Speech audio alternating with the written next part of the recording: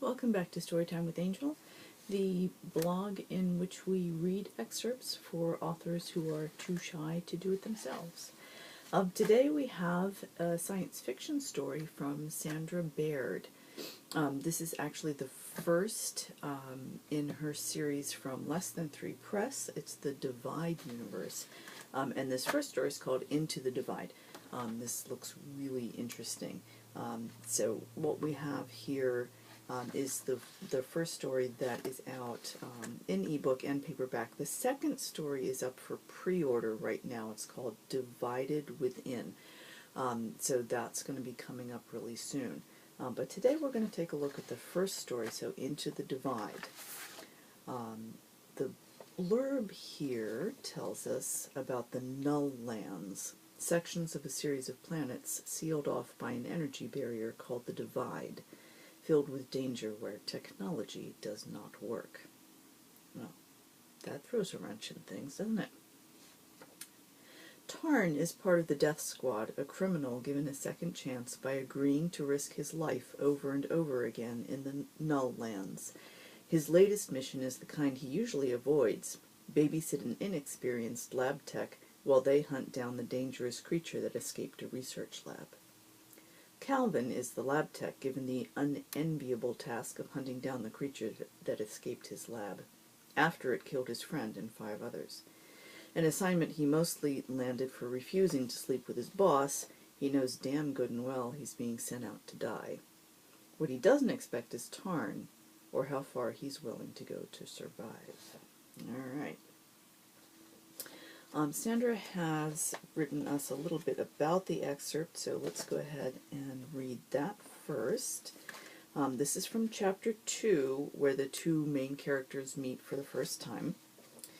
Chapter 1 introduces Tarn and his commanding officer Isaac, who, though he plays only a small part in the book, is rather important in the overall Divide universe.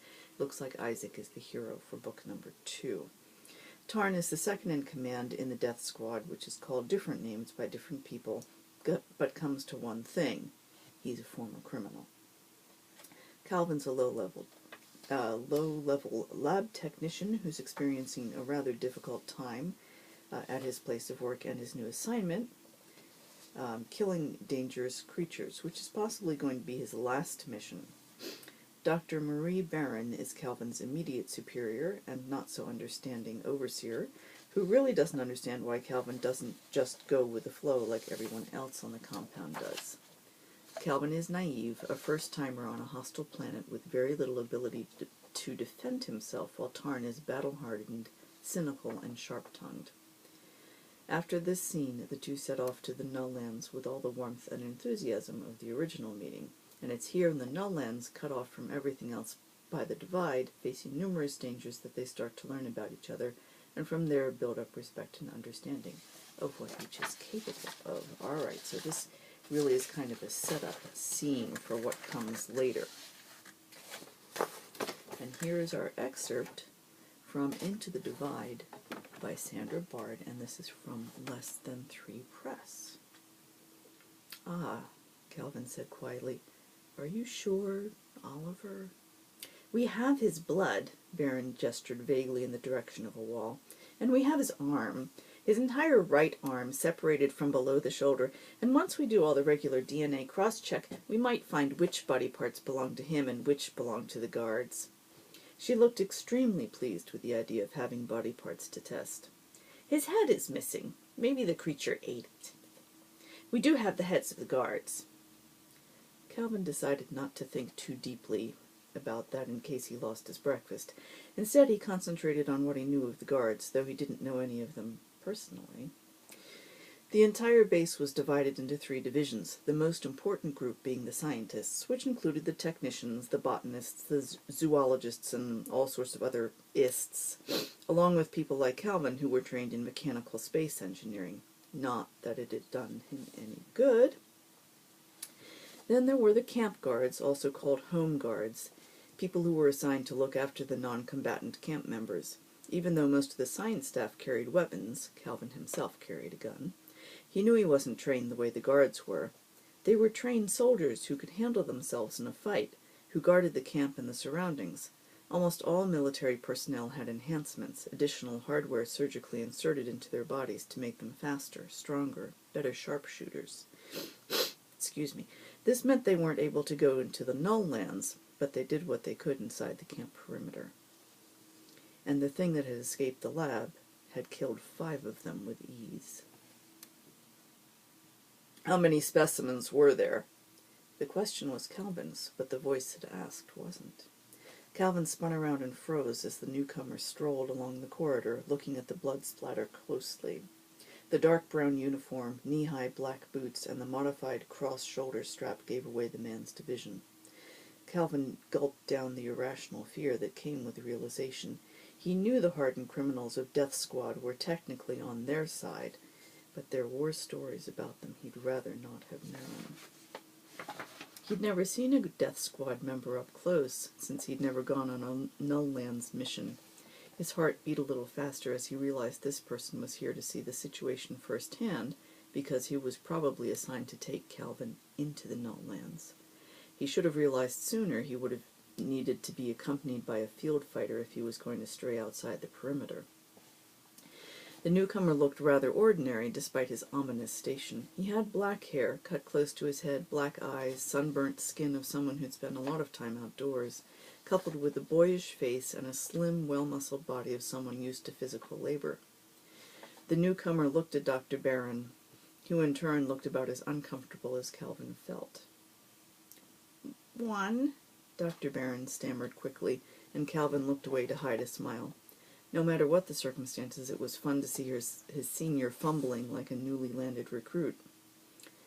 "Really dangerous, then," the newcomer said, walking up to Calvin. "So, you must be Calvin Farnell."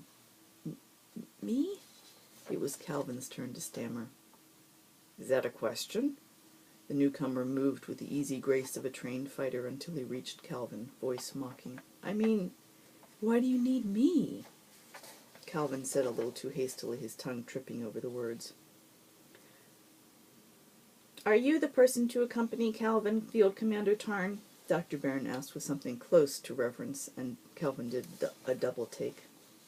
Dr. Barron had spoken to someone with respect, and that person was not a senior scientist who discovered a new alien species. Then the name registered, and Calvin turned around, forgetting the blood and the smell, to stare at the man in front of him. Field Commander Tarn was a legend in the camp, the person with the greatest number of outside missions, whose kill count was second only to one, Commander Isaac, who no longer went out much since his last disastrous mission into the Null Lands of XT-547. Calvin didn't know what had happened on that mission, only that Commander Isaac had gone in with a full science team of 35 and 12 first fighters, and had come back with only himself, Sub-Commander Tarn, and 2 other science team members. It was the largest death count on a Divide planet since ISF airdropped an enhanced platoon of military personnel into the Null Lands at the very beginning. Calvin knew of Field Commander Tarn, Commander Isaac's lover and right-hand man. The rumor was that they'd married in secret at one of the former bases, which explained why neither of them ever went to a new planet without the other. Some murmured that Field Commander Tarn wasn't as brilliant as the reports made him out to be, and he was riding on the coattails of Commander Isaac's glory. Calvin had wondered if there was any truth to the rumor, but he didn't think the Death Squad recruited people the same way the science team did. He personally knew some of the science team people were just there to complete their assignments on a Divide planet so they could go back to some orbital station where they could live in comfort in a climate-controlled environment. But he had heard Commander Michel grit his teeth when it came to dealing with requests from the field fighters. He'd heard Michel curse and protest whenever either Field Commander Tarn or Commander Isaac made a request or passed an order, but Michel had always given in because... Oops, sorry about that. Didn't mean to drop you guys. Let's try that again. Excuse me. But Michel had always given in, because even the lowliest cadet knew anyone going to the Null Lands with either of the two had a better chance of returning to camp alive and in one piece. Field Commander Tarn was obviously not popular with any of the senior administration, but on planetside, the ground behind the Divide in the Null Lands, he was considered an invaluable asset to their mission. Still, to think Calvin was going on a mission with Fieldcombe. Is it a genetic defect? Calvin said blankly. That look on your face, Field Commander Tarn snapped at Calvin. What did your mother feed you, Quick Grow? Calvin faltered under the onslaught of words. He's not too bright, is he? Calvin heard Field Commander Tarn comment to Dr. Barron and heard, much to his horror, the sound of Barron giggling like a sycophant. You sure he can walk and breathe? He's sometimes able to talk and walk without running into a wall, Field Commander Tarn. Dr. Barron sounded as if she was trying too hard, and Calvin couldn't figure out if it was plain fear or her need to put down Calvin.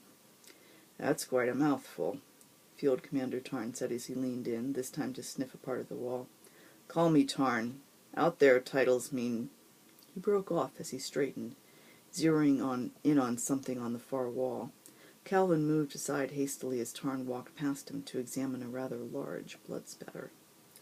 Set high up on the wall, he watched Tarn strain upwards on the tips of his flat-heeled boots and with shock realized something. Field Commander Tarn was short.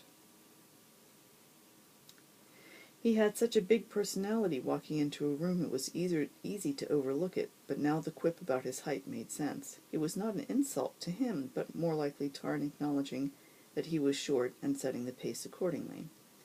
Calvin was close to 6 feet, but he was still shorter than Commander Isaac. Field Commander Tarn, in his boots, stood a good 5'2", and was probably about 5'0" without them. He had not been expecting that. Field Commander Tarn was supposed to be the only line of defense against all the monsters in the Null Lands, but right then, peering at a blood spot a foot above his head, he didn't look all that reliable.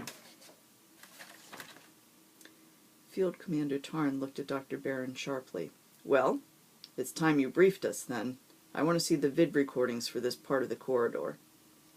He moved toward Dr. Barron, and she instinctively took a step back, something that made Calvin rethink his opinion. Field Commander Tarn moved lightly. Calvin could see the muscles shift beneath the light clothing he wore. If nothing else, Calvin thought as he stepped out of the corridor, this was going to be interesting. All right.